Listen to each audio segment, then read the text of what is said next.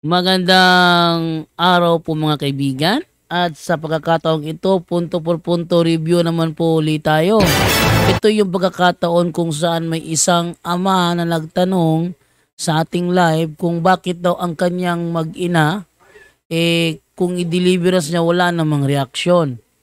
Pero bakit nung sumapit ang Ash Wednesday, grabe ang sigaw ng kanyang mag-ina.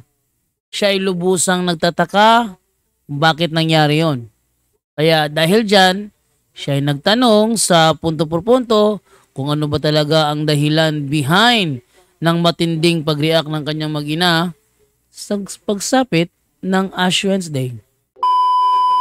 Magandang araw po mga kapuntos, at sa araw na ito po meron po akong tampok na video para sa inyo at sana ay magustuhan ninyo.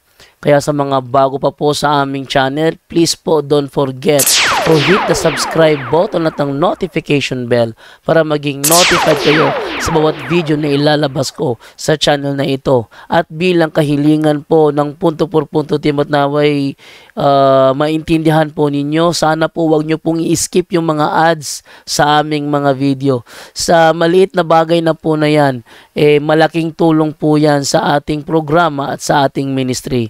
Sana po maunawaan po ninyo. Maraming salamat po, kaya wag na po natin patagalin. Simulan na po natin.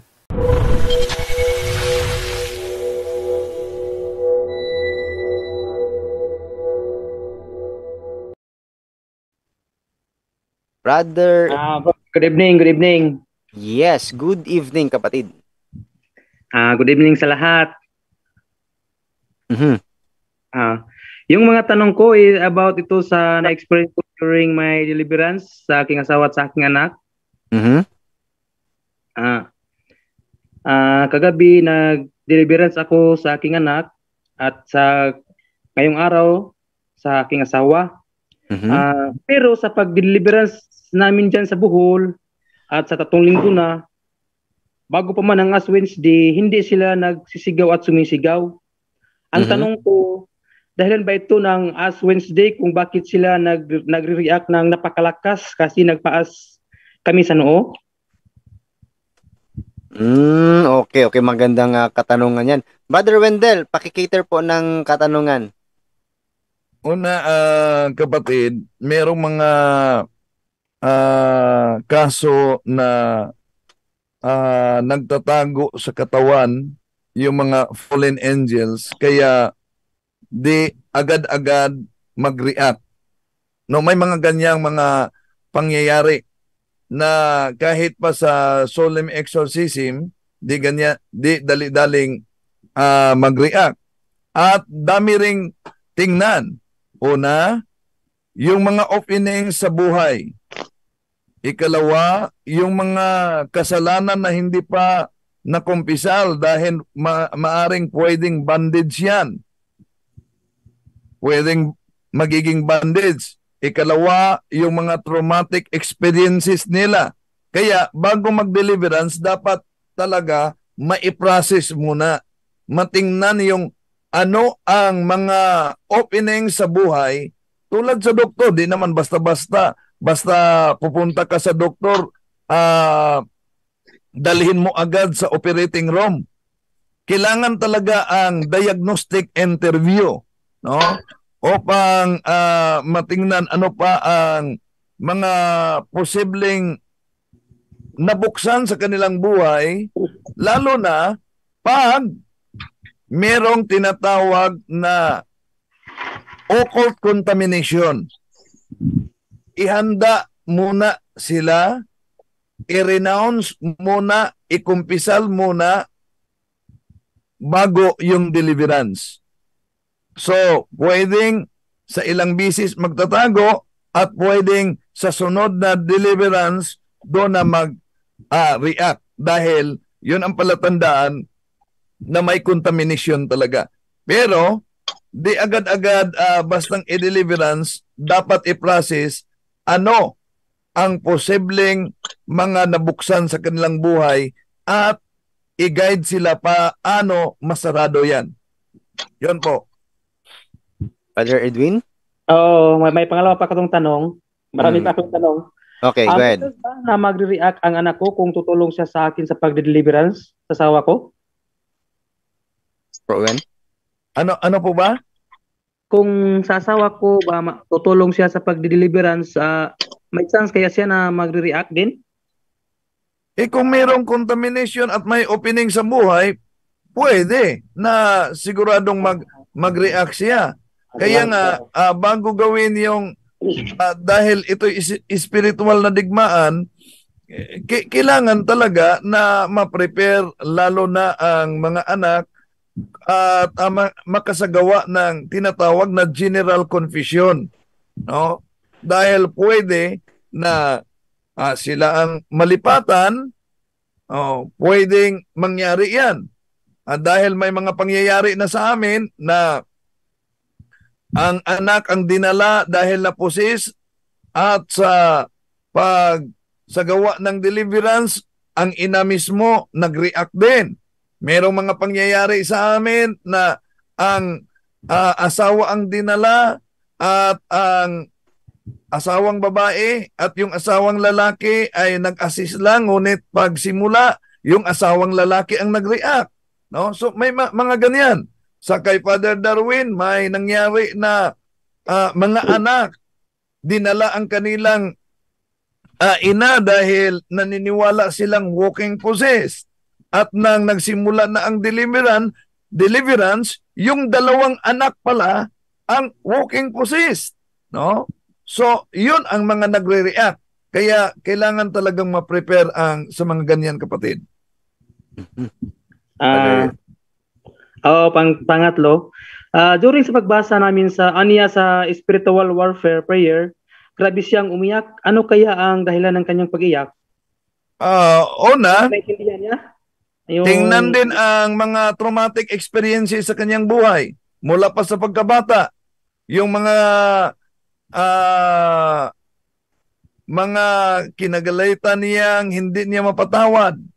Yun, kailangan na ma-assist siya kung paano at mag-guide siya paano patawarin yung mahirap patawarin sa kanyang buhay. Yung mga traumatic experiences na kailangan na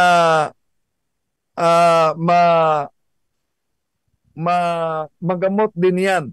At isa yan sa mga dahilan kung bakit sa deliverance merong mga umiiyak talaga. Salamat bro. Okay, May iba bro. pa may iba pa.